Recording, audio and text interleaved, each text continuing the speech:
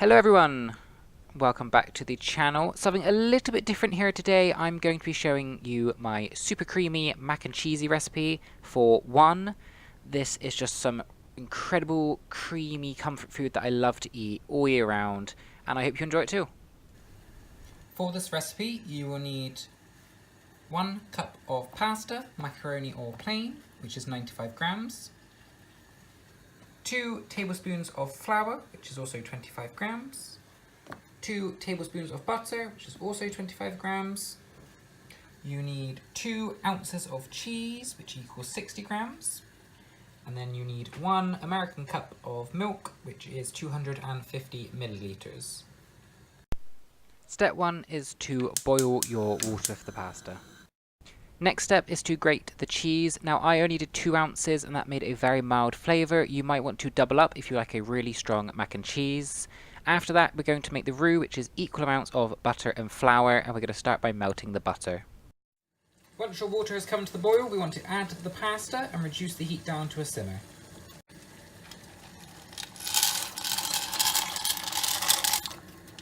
So butter in the pan, which is going to turn it onto a low heat.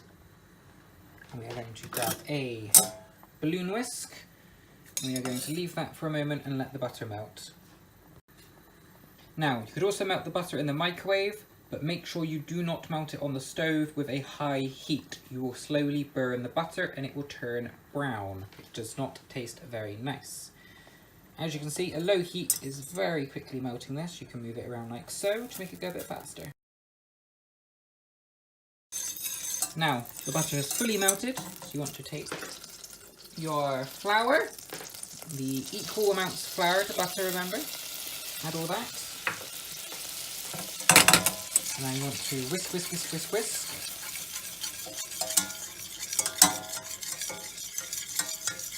And you'll see it starting to feel like a paste. That's exactly what we want.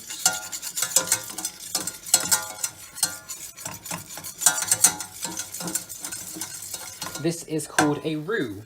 Now, a roux generally thickens the sauce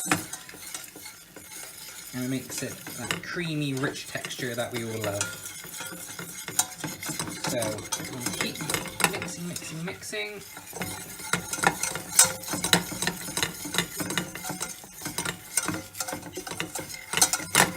Now, I'm going to put the camera down a second and I'll be back when this is finished. Now, all I've done is continuously whisk this for about 30 seconds. And we're only looking for a very light roux. Generally a roux would be a lot thicker than this and it'd be sort of a clumpy sort of pastry. We generally don't want a thick roux because we're adding the cheese and that will thicken the sauce for us. So you want to cook it out, okay? If you don't cook out the flour, it will taste very floury, quite powdery. So you just want to whisk it, whisk it, whisk it for about 30 seconds after you add them both together. And that is done. And now you can add the milk. So generally the rule of thumb is to add a little bit at a time to start with, and then whisk it out. This will avoid any bubbles that you might get, okay? Now if it does this, where it clumps up, that is absolutely fine, okay?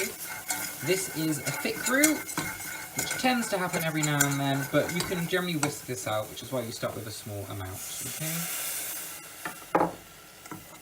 So I'm going to put the camera down and I'll be back in a moment. Now, if yours looks very, very liquidy like mine does here, that's perfectly normal. It will thicken up once it gets to a specific temperature where the flour starts reacting and it starts to thicken the liquid, okay? Flour becomes a thickening agent at a specific temperature, so just keep mixing and it will slowly thicken. So you should end up with a really sort of slightly thick, glossy sort of sauce paste, okay? It should be not too runny but not too thick, and you should have a sort of shimmery shine to it. And then we are going to add the cheese.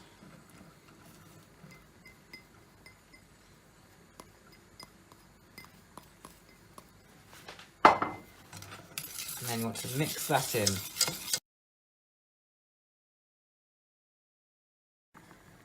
Now, at this point your pasta should either be finished or almost finished, and the sauce is complete. We just need to taste it.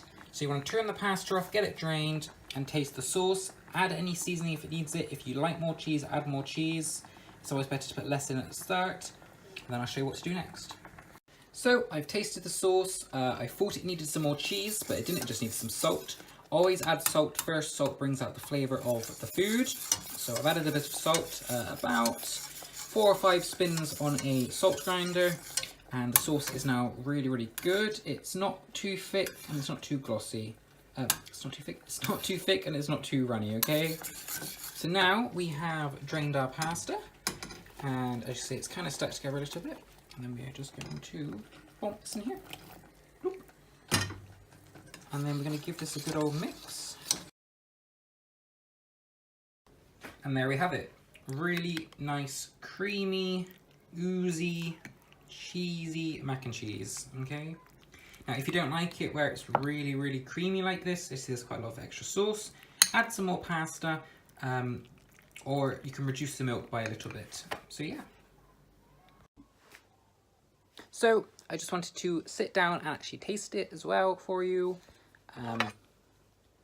It should be good. It's the same recipe I use pretty much all the time. It makes a really creamy, oozy, really sort of like comfort foody mac and cheese. It's not stodgy, it's not dry, you know, there's a really generous amount of sauce on there. And the cheesiness, this is very mild. I've only used a very mild cheese. Obviously, the stronger the cheese, the stronger the flavour.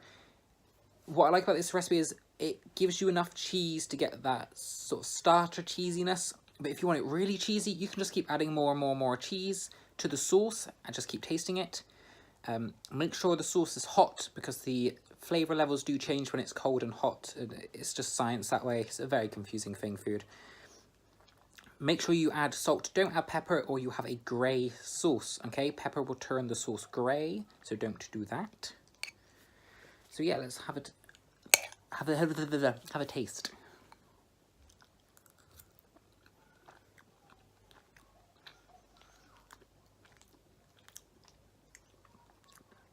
Yeah, it's as good as I remember. Really creamy, really oozy.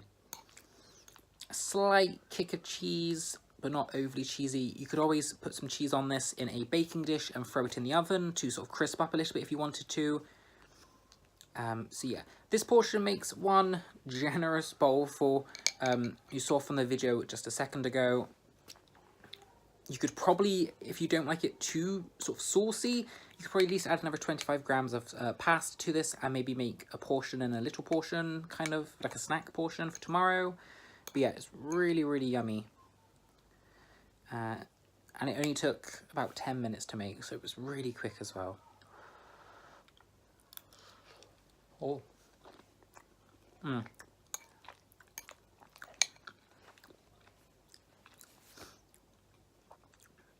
Overall, I'm happy with that. That's good. I'm going to enjoy this now after a very busy day.